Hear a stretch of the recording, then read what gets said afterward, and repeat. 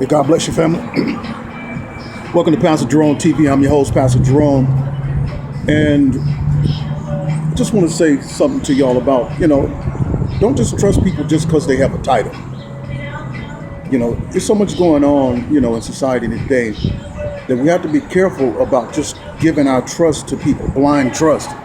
Just because somebody say that they're a priest, or just because they say that they're a pastor or a coach or all this stuff, then we just, blindly give our children over to these people. And so we have to not do that, If somebody gets offended because you're asking questions about where you're taking your son, where you're taking your daughter, and how long you're going to be there, and they get offended with it, well, then it's probably best that you don't have them around them. If anything we learn from this L0ng thing, we got to learn that just because a person is a prophet, or they can get up on stage and preach and holler and do all this stuff and entertain, doesn't make them free from internal mental problems and spiritual struggles and stuff like that, because stuff happened to people when they're younger and they struggle with it. And sometimes they can come in church and pretend and act, and try to, use the church as a cloak so that they don't, present their problems to the world, and they just hide as if they just cool, and they're not. I had a dude one time come into my church, and he was like 31 years old at the time, and he had just gotten out of prison, and he got a job, and then he started, kind of seeing one of the girls in my church. And at the time, she was only 19. And so I didn't like that. Of course, she was of age, but he's 31. Well, anyway, she went behind my back and against my advice and went up to Tahoe and married the guy. So they got married.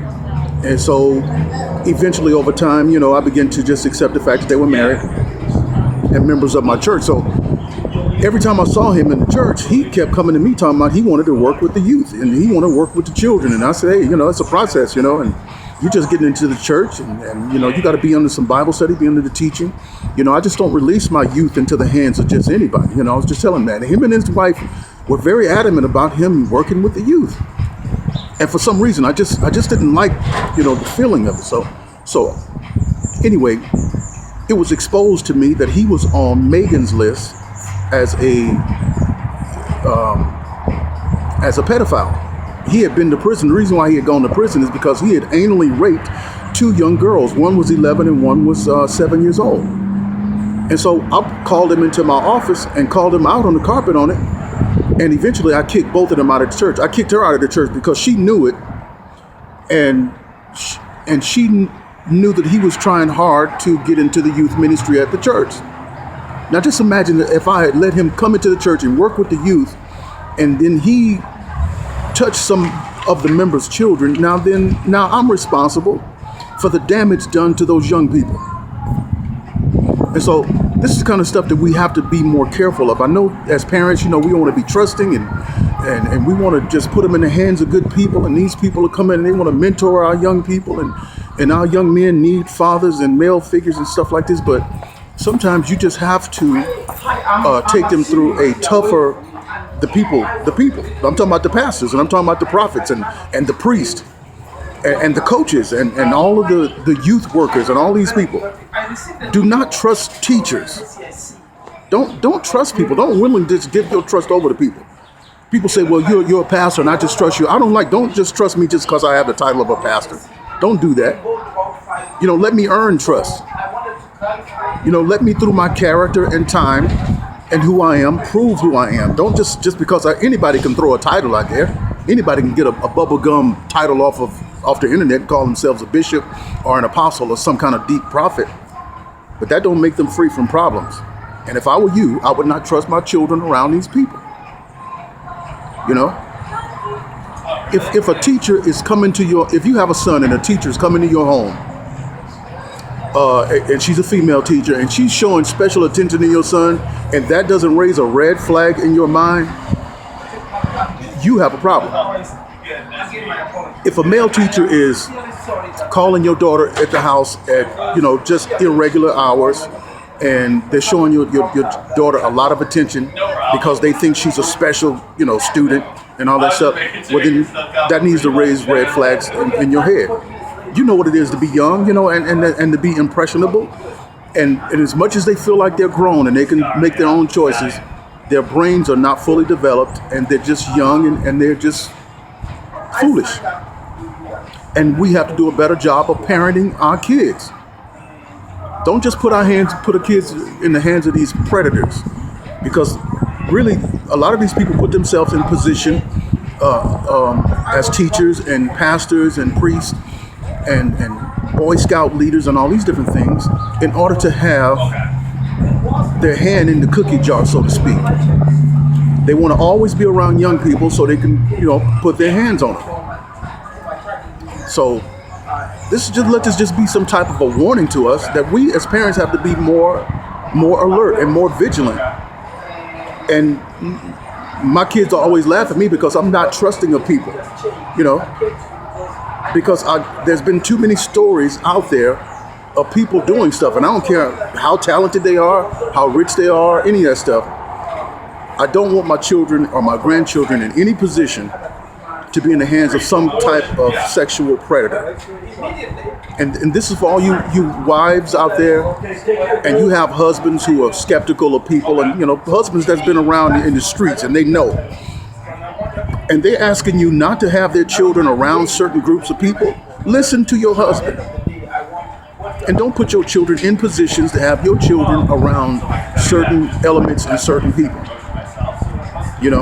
I'm a pastor, but I didn't want my children around, going to different churches where there's, praise and worships and choirs and stuff. And these guys have these braids and earrings, and these sissy guys. Don't put my children around that. Don't have my son around it. And I don't want my daughters around it.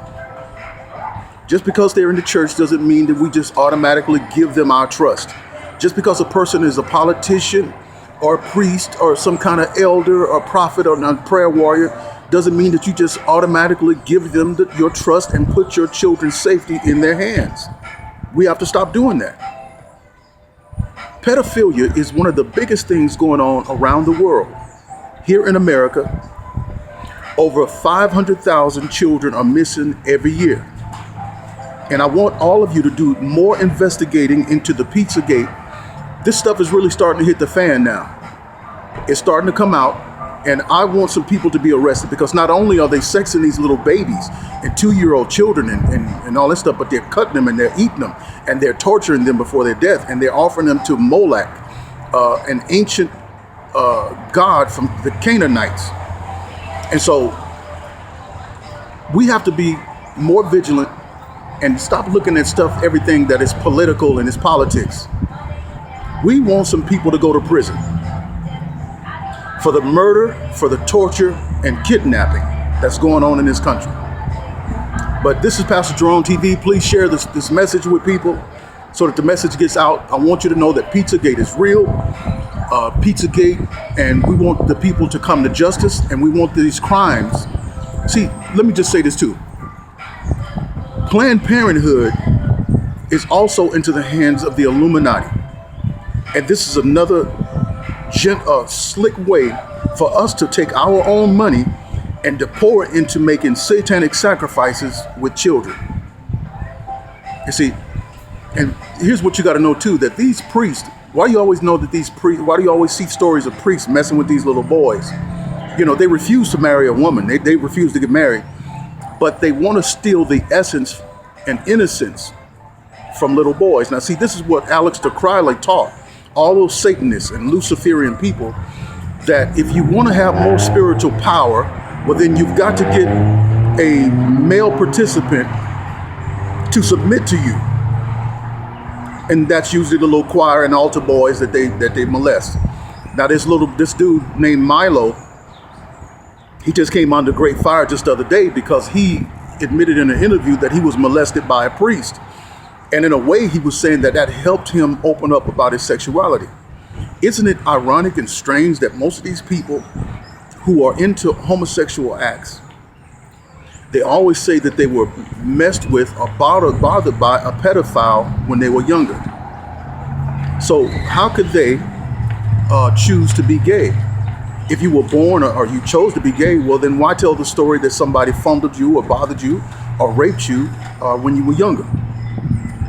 Pedophilia is the big thing that they're getting ready to push, and we all need to be aware of this, and we need to stand up and watch our children, because there are sexual predators who are adults, and they are in primary key positions of leadership and influence, and they like to get their hands on these children.